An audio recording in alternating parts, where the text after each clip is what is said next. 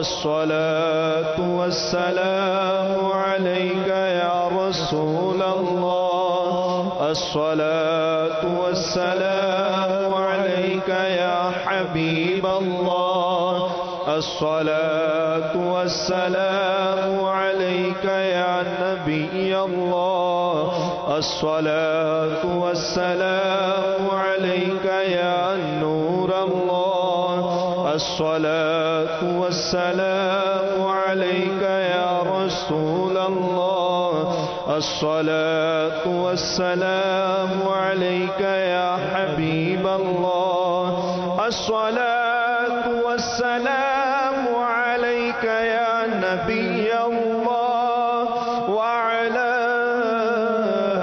آلك وأصحابك يا نور الله. الحمد لله رب العالمين والصلاة والسلام على سيد الأنبياء والمرسلين وعلى آله وأصحابه أجمعين. جزا الله عنا سيدنا ومولانا محمدا صلى الله عليه وسلم ما هو أهله.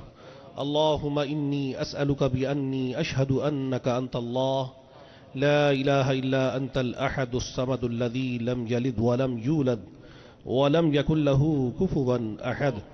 يا ربنا يا ربنا يا ربنا يا ربنا يا ربنا يا الله يا رحمن يا رحيم يا الله يا رحمن يا رحيم يا الله يا رحمن يا رحيم يا رب الأنبياء يا رب الصحابة والتابعين.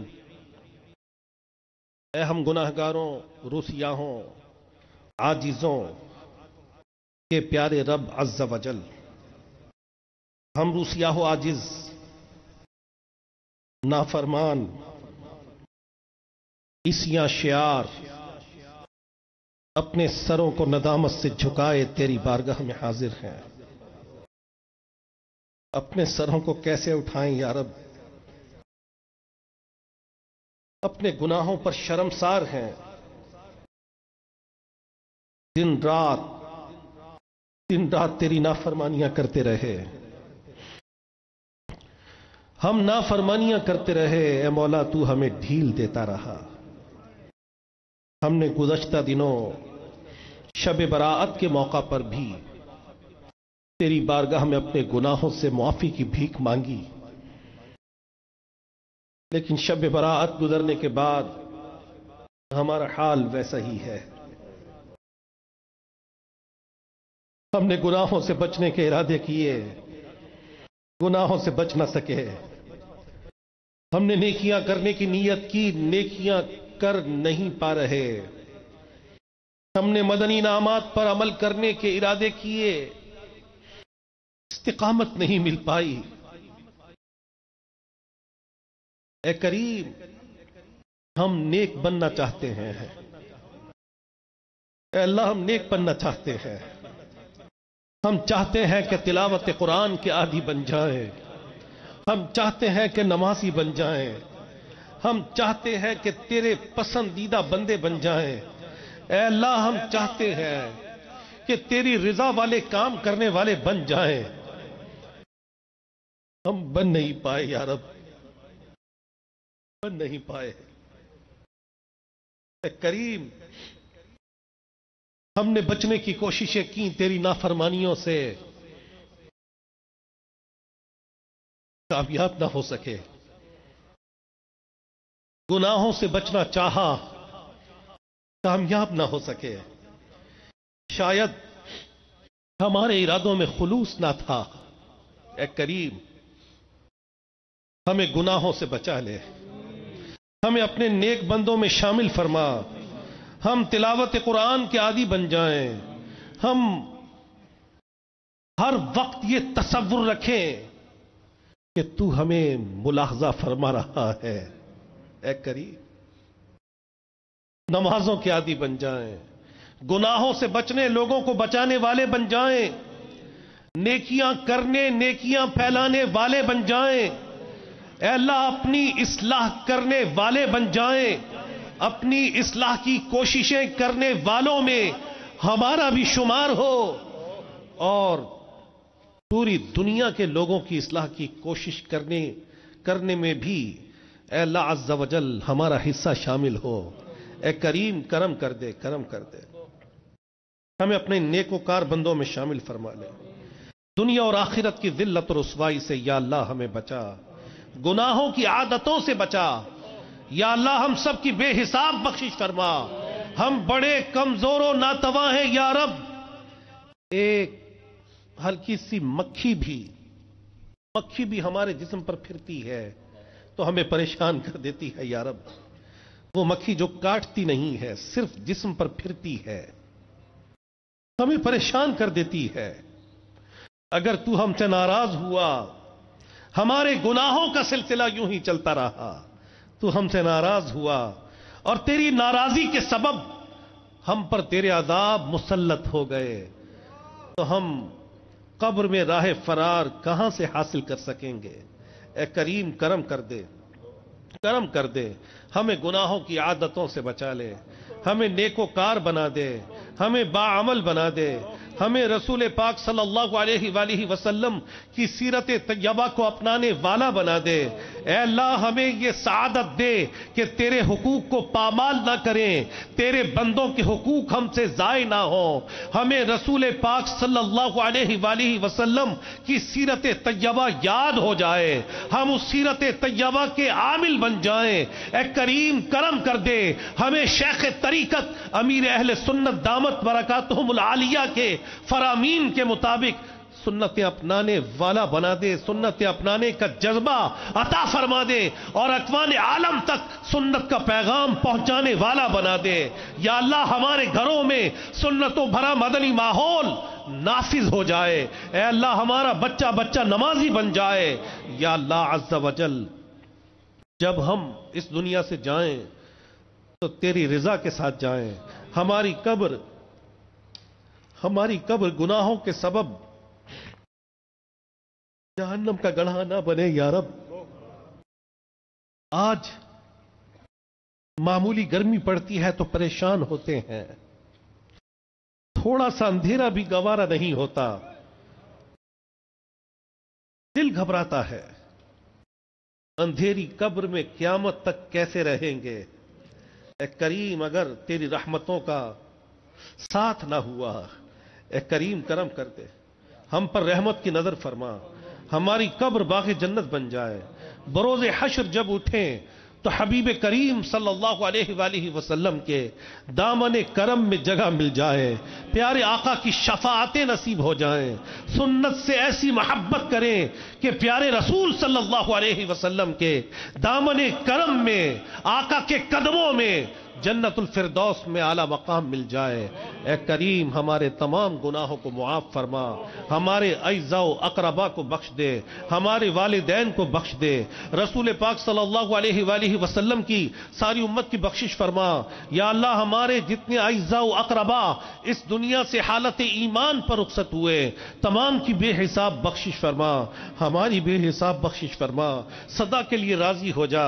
اے اللہ ہم سے ہمارے اعمال کا حساب نہ لینا، آج تھوڑی دیر پہلے کیے جانے والے گناہ یاد نہیں رہتے. اے کریم، اے مولا، سارا نام اعمال قیامت کی ہولناکیوں میں مخلوق کے سامنے پڑھ کر سنانا پڑ گیا تو کیا کریں گے؟ اے کریم ہم چاہتے ہیں کہ ہمارے گناہ ہمارے والدین کے سامنے نہ کھلے، ہم چاہتے ہیں کہ ہمارے گناہ تیرے بندوں کے سامنے نہ کھلیں. اے اللہ ساری مخلوق کے سامنے اگر گناہ پڑھ کر سنانا پڑ گیا تو کہاں جائیں گے؟ اے کریم معاف کر دے یا رب، معاف کر دے، سچی توبہ کی توفیق عطا کر دے، دین پر استقامت کی خیرات عطا کر دے، دعوت اسلامی کے مدنی ماحول کا ساتھ نہ چھوٹے، شیخ طریقت امیر اہل سنت کا ساتھ نہ چھوٹے یا رب. اے مالک کریم کرم فرما دے، استقامت کی خیرات عطا کر دے. یا اللہ عز و جل یہاں پر کئی مریض آئے ہیں، مریضوں کے وکیل بیٹھے ہیں، تو بیماریوں سے واقف ہے، تو بیماروں کے ناموں کو جانتا ہے. اے کریم ہمارے مریضوں کو اپنے کرم سے شفا عطا کر دے، ہماری پریشانیوں کو راحت و آسانی میں بدل دے، ہمارے دکھ درد غم دور فرما دے، آفات و بلیات سے بچا لے۔ یا اللہ جو ہم میں بے اولاد ہیں اولاد صالحہ عطا کر دے، جو نافرمان اولاد کی وجہ سے پریشان ہیں ان کی اولاد کو تابع فرمان بنا دے۔ یا اللہ عز و جل تمام علماء و مشائخ اہل سنت کا سایہ ہمارے سروں پر قائم و سلامت رکھ، بالخصوص ہمارے شیخ طریقت امیر اہل سنت اور ان کے تمام اہل خانہ کو لمبی عمر عطا فرما۔ یا اللہ عز و جل ان کے گھر میں جتنے مریض ہیں ان کے مرض کو اپنے کرم سے شفا میں بدل دے۔ یا اللہ ہمارے گھروں میں جتنے مریض ہیں ان کے مرض کو شفا میں بدل دے۔ ہمیں گناہوں کے مرض سے بھی نجات عطا فرما۔ تیرے دین کے مبلغین دنیا کے جس کونے میں بھی تیرے دین کی خدمت میں کوشاں ہیں ان کی کوششوں کو قبول فرما۔ رب اغفر وارحم وانت خیر الراحمین، رب یسر ولا تعسر وتمم بالخیر وبک نستعین۔ ان اللہ وملائکتہ یصلون علی النبی یا ایہا الذین آمنوا صلوا علیہ وسلموا تسلیما۔ صلی اللہ علی النبی الامی وآلہ صلی اللہ علیہ وسلم صلاة وسلاما علیک یا سیدی یا رسول اللہ۔ سبحان ربک رب العزة عما یصفون وسلام علی المرسلین والحمد للہ رب العالمین۔ آمین بحق لا الہ الا اللہ محمد رسول اللہ۔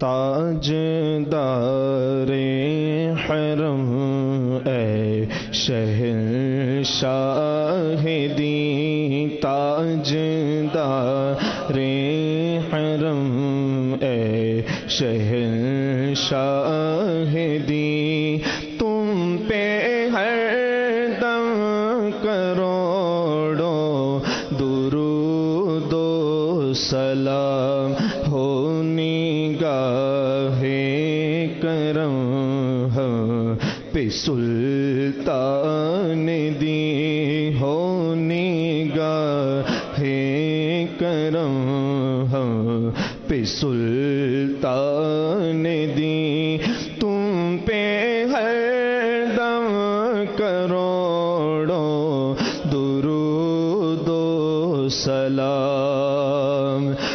دور رہ کر نہ دم ٹوٹ جائے کہیں، کاش طیبہ میں اے میرے ماہ مبین، دور رہ کر نہ دم ٹوٹ جائے کہیں،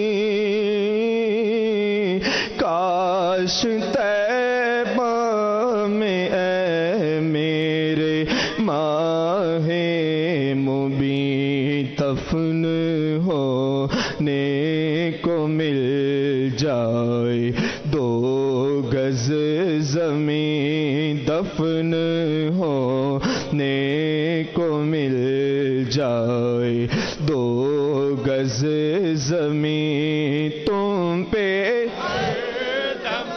کروڑوں درود و سلام۔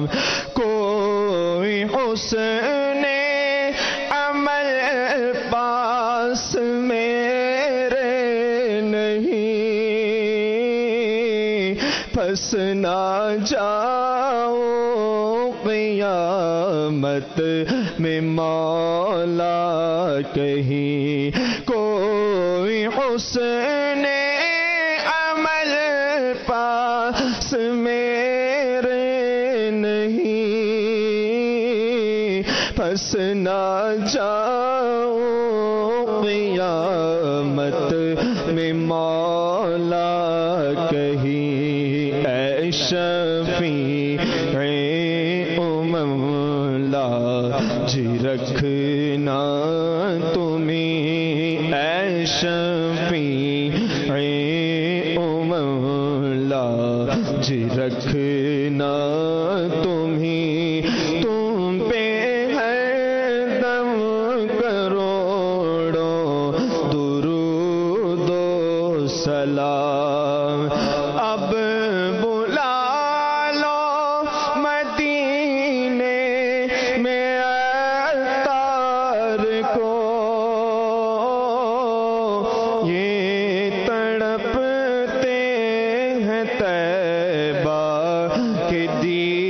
دیدار کو اب بلا لو مدینے میں عطار کو